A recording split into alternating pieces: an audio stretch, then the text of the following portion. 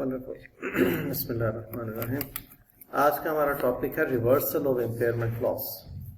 ठीक है, and reversal of impairment loss means, कल मैंने थोड़ा सा आपको इसका जिक्र किया था कि एक एसेट जब पास्ट में इम्पेयर हो चुका होता है और अब करंट ईयर में आकर उसकी वैल्यू इंक्रीज हो जाए, रिकवरेबल अमाउंट इंक्रीज हो जाए, तो टू व्हाट एक्सटेंट हम उसकी इंक्रीज को अकाउंट फॉर कर सकते हैं पॉजिटिवली। ठीक है, तो an entity shall assess at the end of each reporting period. ठीक है, बहुत इंपॉर्टेंट होती हैं बातें, कुछ दिन में रखना। At the end of each reporting period whether there is any indication that an impairment loss recognized in the prior periods for an asset may no longer exist or may have decreased. तो इन दोनों cases में अब आप उसको reverse करने का हक रखते हैं। If any such indication exists, the entity shall estimate the recoverable amount of the asset. अब हमें दोबारा से रिकवरेबल अमाउंट एस्टिमेट करना होगी।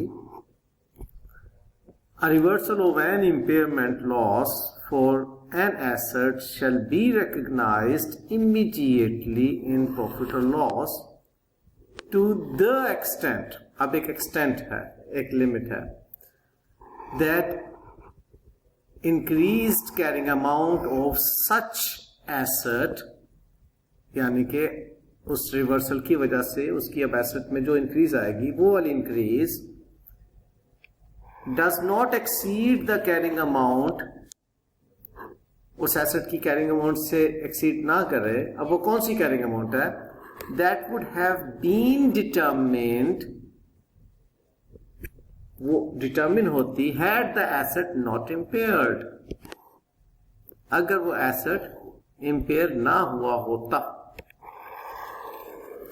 Had no impairment loss been recognized for that asset in the prior year, अगर उस asset को हमने इम्पेयर ना किया होता पिछले सालों में, आज उसकी क्या कैरिंग अमाउंट होती? मैक्सिमम उस लिमिट तक हम उसको रिवर्स कर सकते हैं।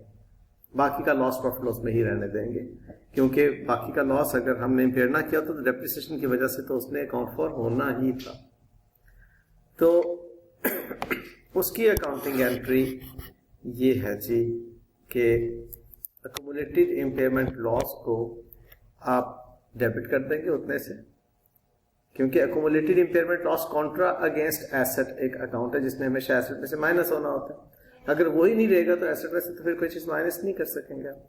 और टू दैट एक्सटेंट आप स्टेटमेंट ऑफ प्रॉफिट लॉस में उसकी रिवर्सल ले जाएंगे, रिवर्सल ऑफ इम्पेयरमेंट लॉस के नाम से, वो एक क्रेडिट होगा।